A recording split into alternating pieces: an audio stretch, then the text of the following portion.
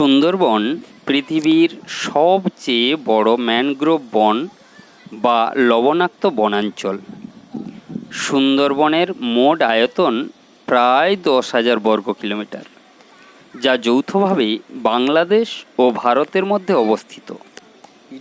সুন্দরবনের বাংলাদেশ অংশের আয়তন প্রায় 6,517 বর্গ কিলোমিটার। খুলনা, সাতক্ষীরা, বাগেরহাট, পটুয়াখালী ও বরগুনা জেলার বেশ কিছুটা অংশ নেই বাংলাদেশের এই সুন্দরবন।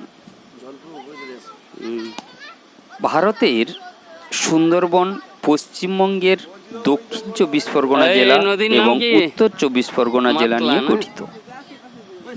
1997 সালে ইউনেস্কো সুন্দরবনকে বিশ্ব ঐতিহ্যবাহী স্থান হিসাবে স্বীকৃতি প্রদান করে।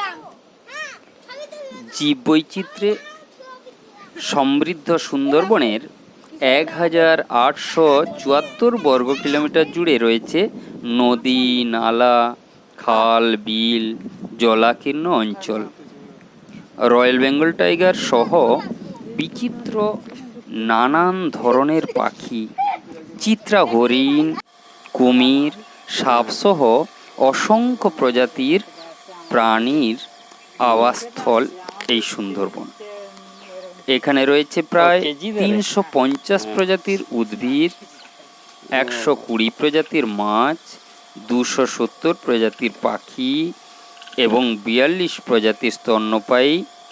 এছাড়া রয়েছে 35টি প্রজাতির সরীসৃপ এবং 8টি উভচর প্রাণী। সুন্দরবনের বৃক্ষের নাম অনুসারে এই বনের নাম রাখা হয় সুন্দরবন, কারণ এখানে সুন্দরী গাছ প্রচুর পরিমাণে দেখা যায়। সুন্দরবনের ভেতরে যেতে হলে নৌপথই একমাত্র উপায়। শীতকাল সুন্দরবন ভ্রমণের ক্ষেত্রে উপযুক্ত সময়। সুন্দরবন ভ্রমণের ক্ষেত্রে টেলিটক মোবাইল অপারেটর এর সিম কার্ড নিতে কিন্তু ভুলবেন না, তাহলে যোগাযোগ বিচ্ছিন্ন হয়ে পড়বেন। কারণ এখানে টেলিটক ছাড়া অন্য কোনো মোবাইল নেটওয়ার্ক টাওয়ার নেই। বর্তমানে বাংলা লিংক, গ্রামীণ ফোন, রবি সহ অন্যান্য সিম কোম্পানির মোবাইল নেটওয়ার্ক পাওয়া যায় এখানে। এখানকার মানুষদের জীবনযাত্রা, চালচলন, আচার ব্যবহার এইগুলো কিছু আপনাদের সামনে তুলে ধরলাম। এটা হচ্ছে নেট। এই নেট দিয়ে ওনারা মিন ধরেন, অর্থাৎ ছোট ছোট চিংড়ির পোনা ধরেন, যেটাকে বড় করে বিক্রি করলে অর্থ উপার্জন হয়। এই জাল দিয়ে ওনারা মাছ ধরেন। অ্যাকচুয়ালি ওনাদের উপার্জনের একমাত্র পথ হচ্ছে মাছ, কাঁকড়া এবং এইগুলো বিক্রি করে, আর শুকনো কাঠ এইগুলো বিক্রি করে তাদের জীবিকা নির্বাহ হয়। তবে প্রত্যেক বছর প্রায় বন্যা দেখা যায়। এছাড়াও ঘূর্ণিঝড় কিংবা প্রাকৃতিক দুর্যোগ তাদের নিত্য সঙ্গী।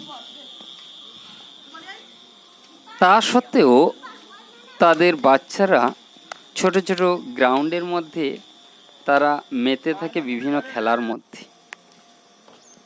সারা বছর এইভাবে তাদের কেটে যায়। এইভাবে সুন্দরবনের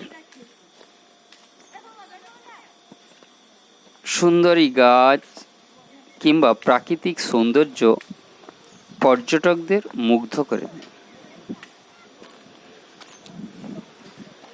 এখান থেকে মাতলা নদী প্রবাহিত হয়েছে এবং এই মাতলা নদী এখন সংকীর্ণ হয়ে গেলেও কখনো কখনো বিশাল আকার ধারণ করে।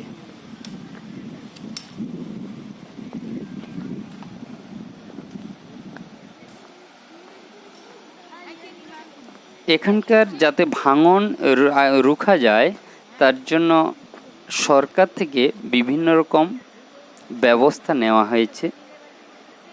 ইট, যেমন ইট বিছানো, কোথাও কোথাও তারের জাল দিয়ে ঘিরে রাখা, গাছ লাগানো হয়েছে কিছু।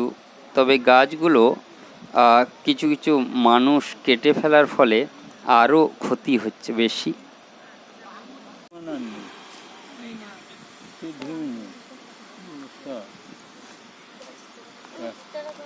এই সুন্দরবনের প্রাকৃতিক সৌন্দর্য দেখতে গেলে ওর ভিতরে না ঢুকলে আপনি বুঝতে